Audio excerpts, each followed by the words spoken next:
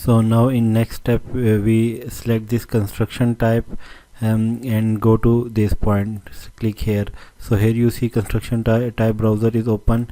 So here you see select this construction type here. So after selecting this, from here you can select the construction material. So for let's suppose you can check all this. So here we have roof. So from here you can select the material of roof, like heavy weight concrete with insulation or anything. Similarly, check this exterior wall, and from here you can select the wall material. Let's suppose we have external wall 4-inch face brick with 8-inch in clay and tile. We have this value, so we can select U value. Similarly, you can select interior wall, and from here you can select the frame, like internal wall frame. Similarly, you can select ceiling. So from here you can select ceiling materials.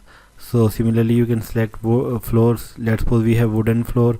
You can select this, having U value 0.21. Similarly we have U value 0.28.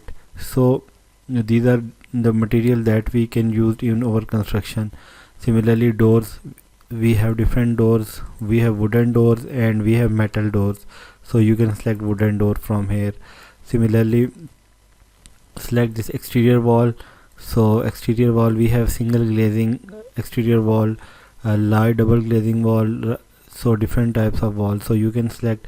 We have here, you see, different wall having this SC mean shading coefficient 0.3, and this is value of U, and this is value of SHGF. GC is solar heat gain character. So you can select value from here.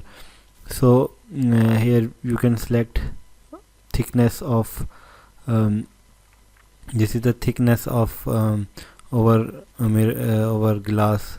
So here you see these are different types of glass. So you can select any type of glass. So I can select this double glaze glass. Similarly, we have here you see interior window, skylight, and similarly we have interior walls, etc. So you can check all values and then select OK. So similarly you can select again this.